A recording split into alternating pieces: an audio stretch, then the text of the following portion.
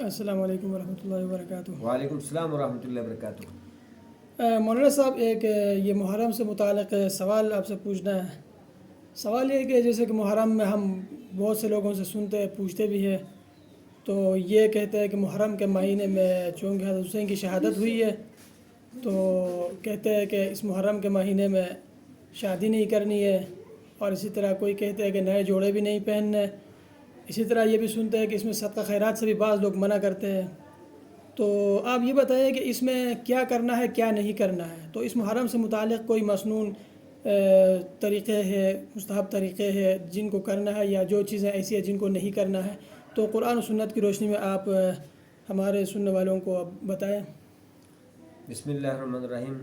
حضرت مولانا شاہ ولی اللہ صاحب، ابھی بھی آپ کے سامنے کال آیا تھا نعمان بھائی کا، اور وہ کہہ رہے تھے میں نے بچی کے لیے صدقہ کرنا ہے، لیکن سارے مجھے منع کر رہے ہیں کہ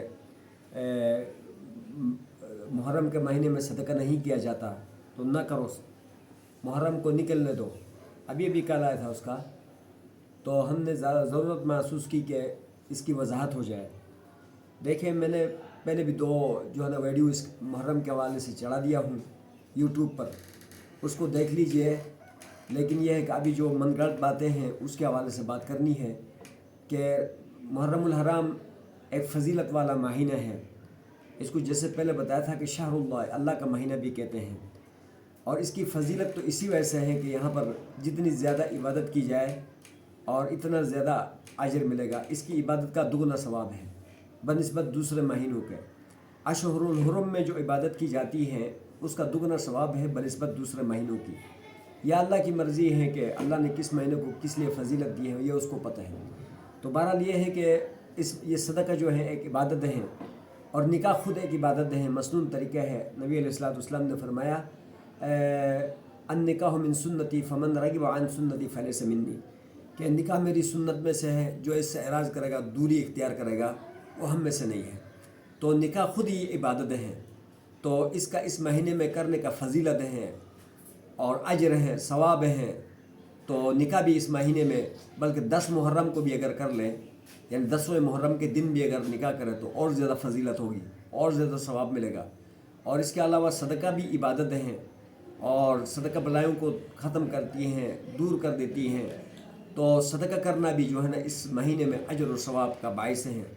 اور اس کے علاوہ نئے کپڑے پہننا ہے، تو یہ ہے کہ اگر کسی کو اللہ نے یہ سعادت دی ہے مالداری کا، اور وہ کپڑے بنا کے پہن سکتا ہے، تو نبی علیہ السلام کی حدیث ہے کہ وہ اثر اپنے اوپر ظاہر کر دینا چاہیے اور نئے کپڑے بھی پہننا چاہیے۔ بہرحال یہ ہے کہ میری گزارش ہوگی کہ اس وقت پوری دنیا میں بہت ساری من گھڑت باتیں جو ہیں نا محرم کے حوالے سے پھیلائی گئی ہیں، ان کی کوئی حقیقت نہیں ہے۔ ایسے معاملات میں علماء سے رجوع کیا جائے، جو مستند علماء ہیں اور جو قرآن حدیث سے ان کو گائیڈ کریں۔ تو بہرحال یہ ہے کہ یہ من گھڑت باتیں ہیں۔ نکاح کرنا بھی اجر ہے، صدقہ کرنا بھی اجر ہے، اگر استطاعت ہو، توفیق ہو، تو نئے کپڑے پہننے بھی ثواب ہے۔